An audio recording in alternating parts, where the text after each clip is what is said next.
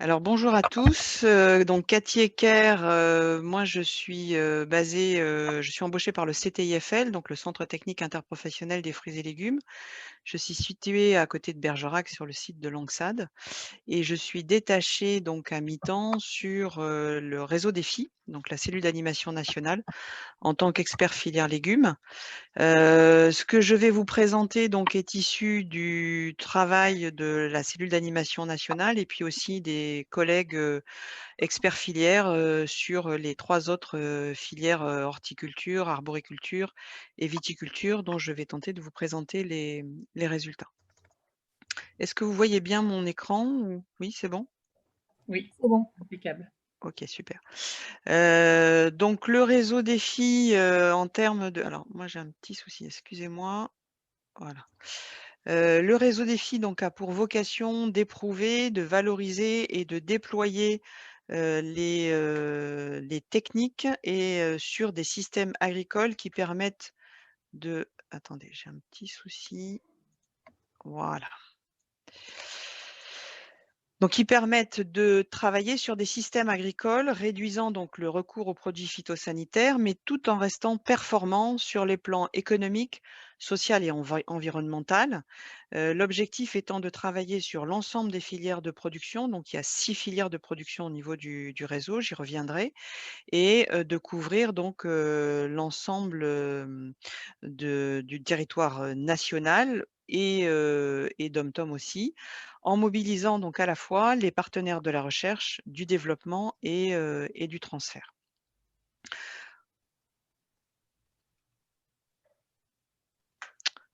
Alors j'ai un petit souci, ça ne défile pas.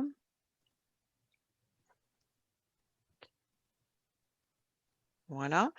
Donc cette action donc du plan Écophyto 2+, donc c'est une action, structurante, hein, de ce plan Écophyto, donc qui est constitué de 2 piliers. Donc un premier pilier que l'on qualifie de réseau ferme, qui s'appuie sur, 3 000 fermes, en lien avec, d'autres collectifs, donc notamment le réseau des 30 000, les GI2E et puis, les réseaux structurants donc en agriculture biologique.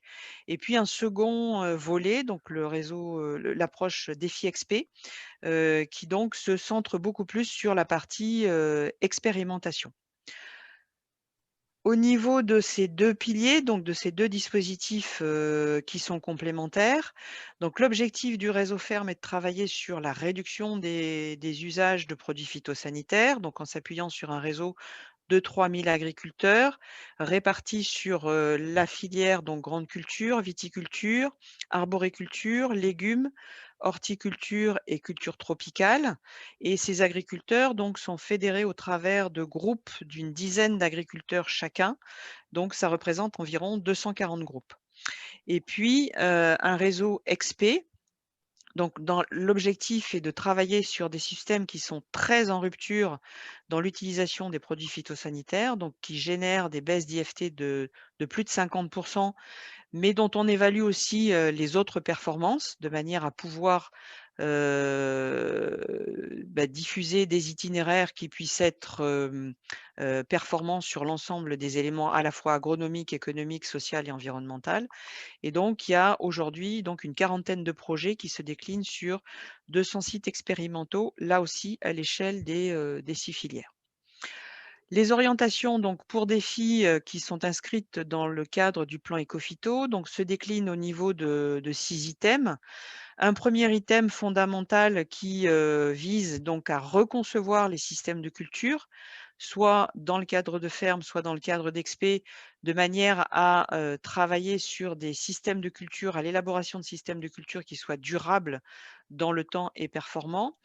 Renforcer les actions de démonstration et de communication de façon à pouvoir mobiliser donc un plus grand nombre d'agriculteurs au-delà du réseau défi et au-delà des collectifs, que l'on a pu, évoquer, ce matin.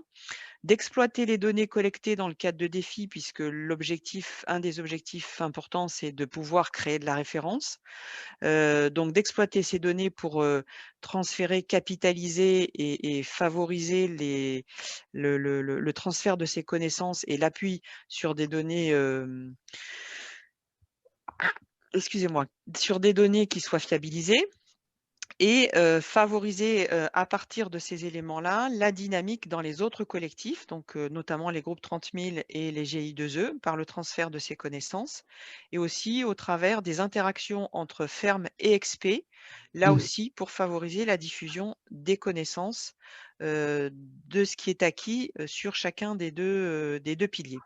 Et dernier point important qui est souvent un frein dans nos cas de filière, un petit peu spécialisés, donc c'est le lien avec l'aval des filières et notamment, la transmission de ces évolutions de systèmes de culture, à l'échelle de l'ensemble des filières et notamment des autres interlocuteurs, de nos filières, notamment, grossistes, grande distribution, détail, donc qui sont des acteurs bien présents dans nos filières et qui assurent, derrière la valorisation des productions et donc eux aussi de les sensibiliser à ces évolutions de pratiques, de façon à pouvoir intégrer ces évolutions de pratiques, de manière beaucoup plus durable, notamment avec, l'ensemble de ces acteurs.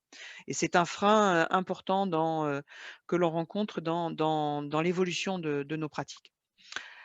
Alors, le réseau défi, donc c'est un réseau multipartenarial qui s'appuie donc, le pilotage est assuré par les 2 ministères, ministère de l'Agriculture, ministère de la Transition écologique.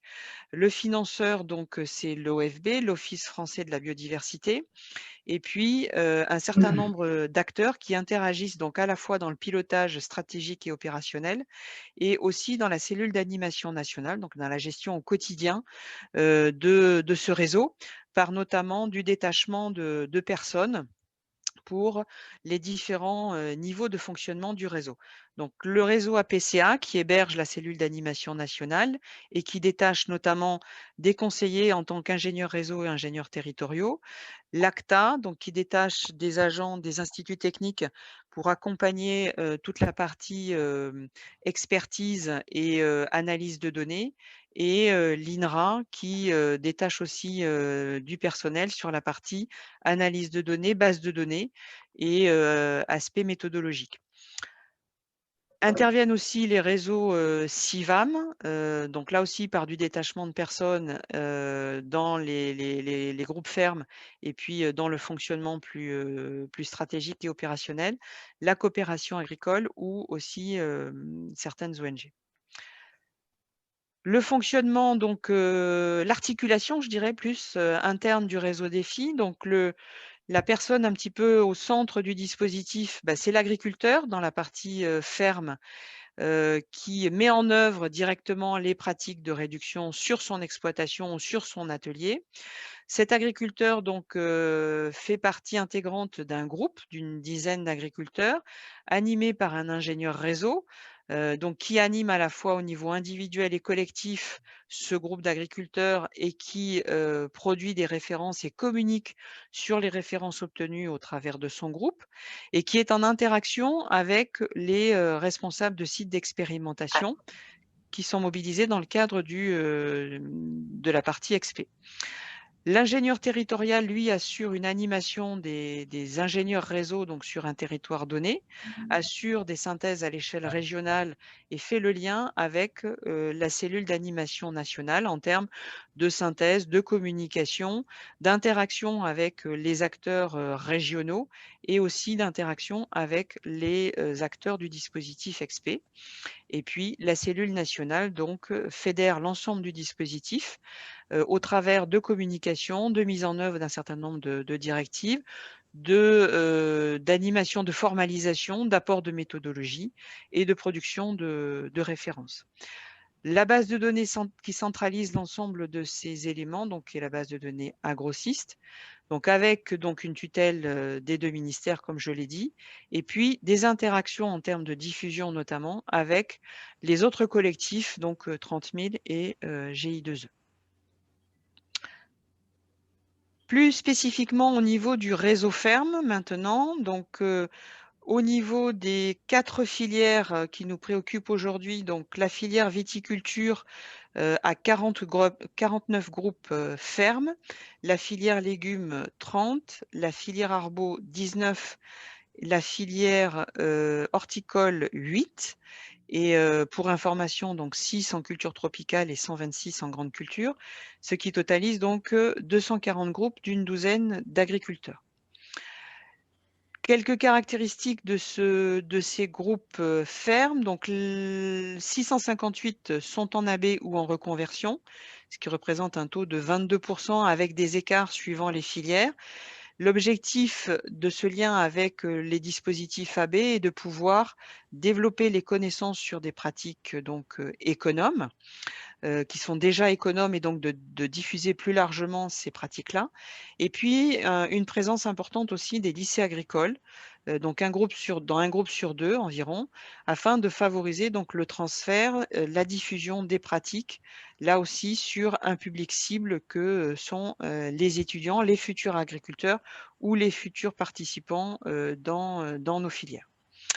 Quels sont les principes de fonctionnement des groupes? Donc l'agriculteur, lorsqu'il décide de s'engager dans un groupe défi, donc s'engage sur un atelier, légumes, arbaux, viti, en fonction de sa, spécification. Il a un accompagnement donc par l'ingénieur réseau qui est à la fois individuel et collectif. Donc il s'intègre, dans, ce collectif en apportant à la fois une évolution de son projet individuel, donc au travers de son atelier, pour réduire bien sûr l'usage des produits phytosanitaires. Il met l'ingénieur réseau aussi en capacité, de pouvoir disposer d'un certain nombre de données pour pouvoir matérialiser l'évolution, concrète de son atelier, en s'appuyant donc sur un système de culture cible sur lequel il va y avoir un enregistrement précis des pratiques. Il participe à la construction donc du projet collectif et à la vie de ce projet collectif au niveau du groupe. Et l'ensemble de ces éléments d'évolution, donc, sont ensuite, mis à disposition, de l'ensemble du dispositif défi par des interactions entre groupes ou aussi par des interactions avec les autres collectifs, donc GI2E et 30 000. L'objet d'étude, donc, c'est le système de culture. Donc, le système de culture, je vous ai mis la définition officielle, se matérialise donc par un ensemble de cultures et un ordre de succession de ces cultures sur des parcelles qui sont cultivées de manière identique, qui présentent notamment des caractéristiques pédoclimatiques identiques et sur lesquelles on trace les itinéraires techniques qui sont appliqués, mobilisant notamment les évolutions de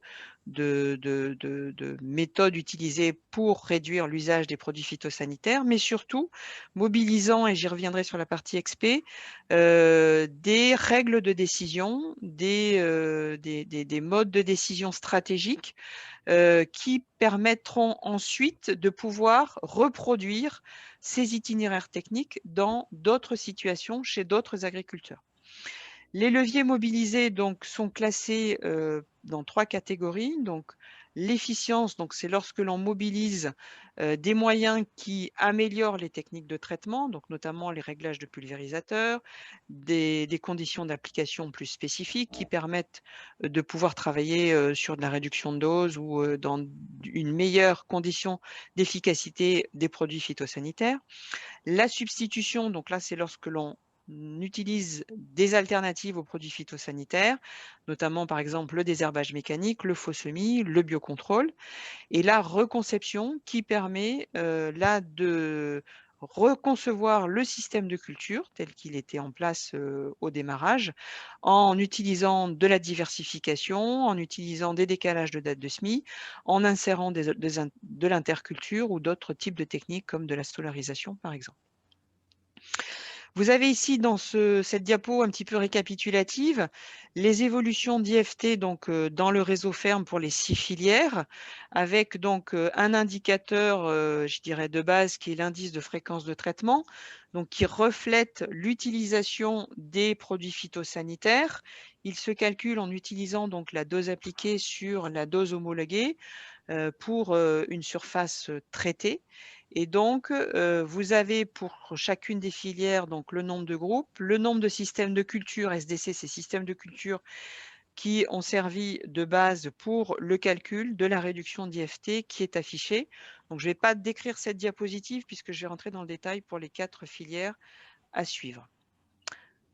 Au niveau du légume, pardon, donc ici, on a travaillé à l'échelle de la filière sur 315 systèmes de culture, mais vous allez voir, ces effectifs donc seront réduits en fonction des situations de production sur lesquelles nous serons. Donc là, c'est sous abri et vous avez l'évolution donc de l'IFT hors biocontrôle et hors traitement de semences.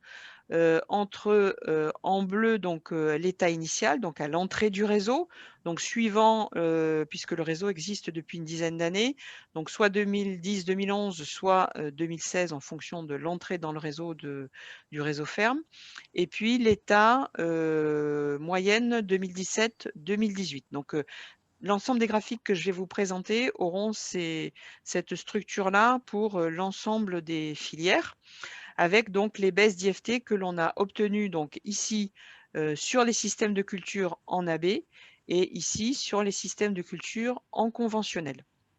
Donc avec, des baisses d'IFT de l'ordre de 40 avec aussi des écarts importants d'IFT donc, au départ, que l'on soit en AB puisqu'on est en dessous de 1 IFT et en conventionnel donc en abri autour de entre 6 et 7.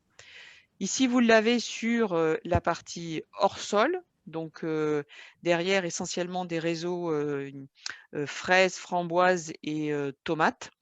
Donc avec, des IFT au démarrage qui étaient un petit peu plus élevés et des baisses d'IFT supérieures, notamment par la possibilité de mobiliser, d'autres leviers, que l'on n'a pas forcément sur les autres modes de production, notamment, tout ce qui est gestion climatique.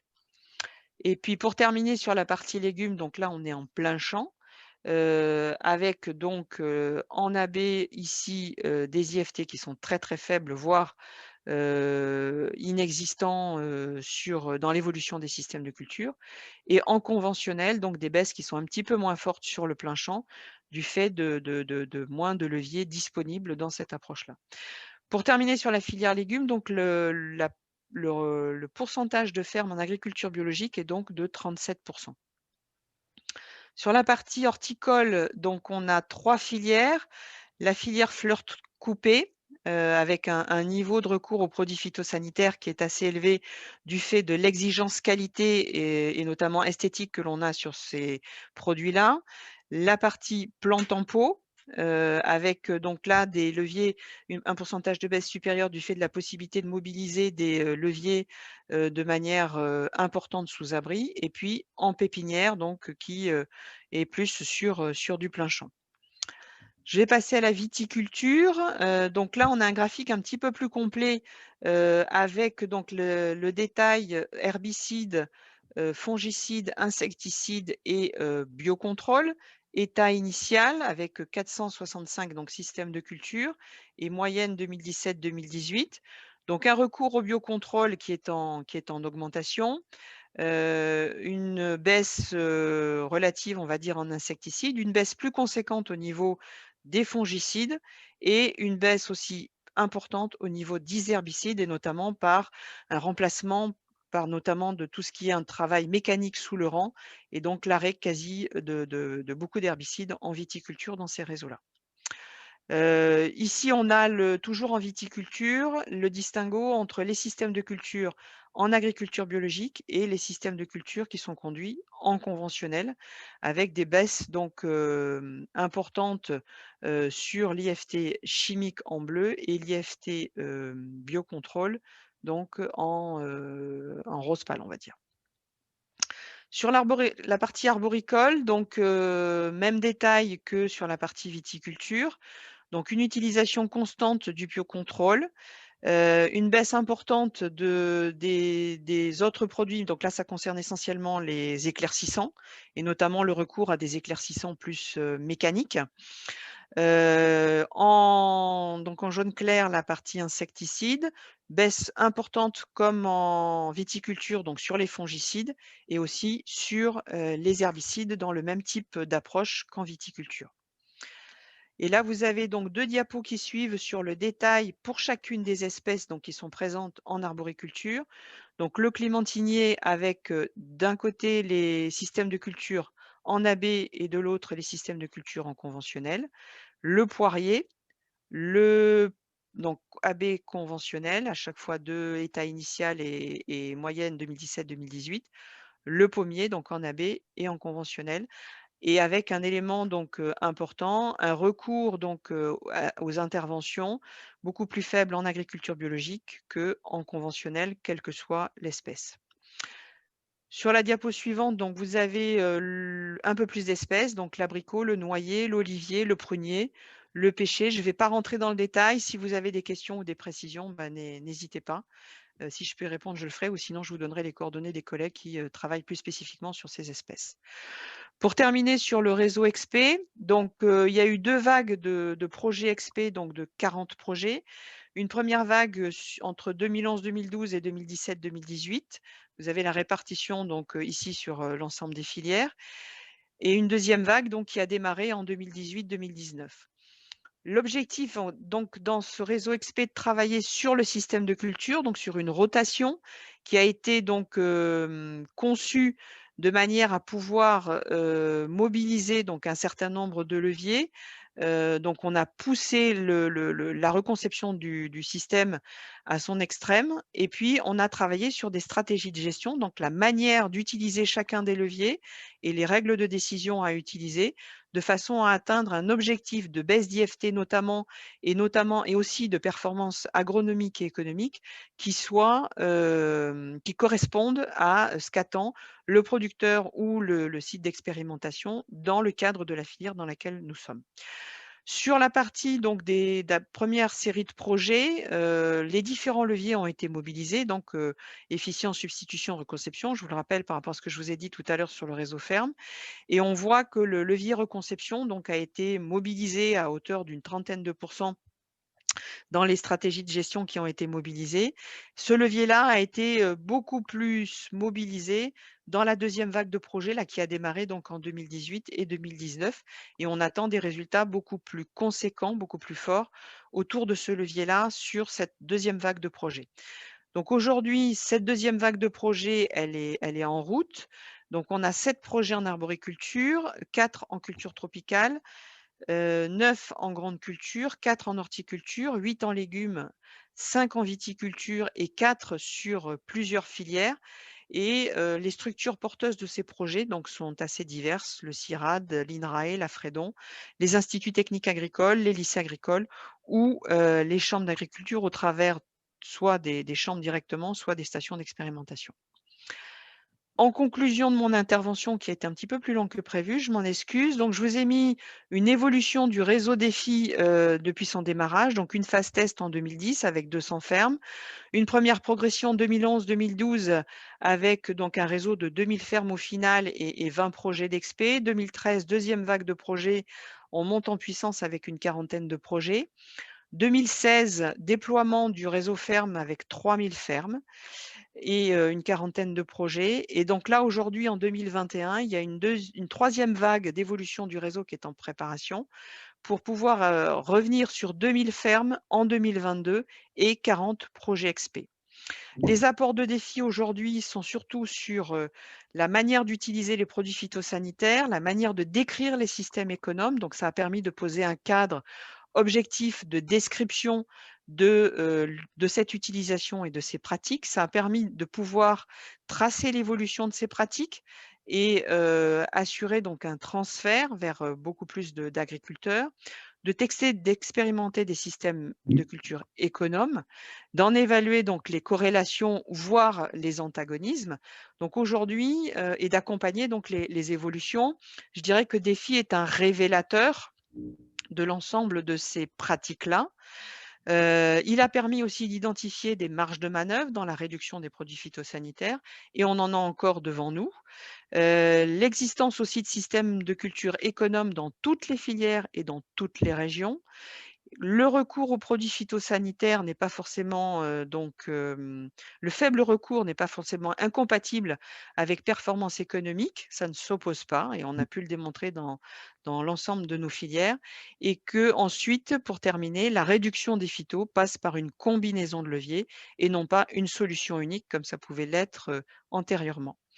Comme l'a rappelé Jean-Claude en introduction, la base de fonctionnement de Défi, c'est l'échange. notamment entre les producteurs par rapport à un transfert d'expérience, un échange entre pairs, entre producteurs et ingénieurs réseau, qui est un accompagnateur, un facilitateur au sein du dispositif DEFI, mais aussi au sein des autres collectifs que sont 30 000 et GI2E. Et dernier élément sur lequel je voudrais insister, c'est que ce fonctionnement, ce réseau-là, ne peut sortir, concrétiser des connaissances, des références et des résultats que s'il ne s'inscrit que dans la durée. Voilà, je vous remercie de votre attention.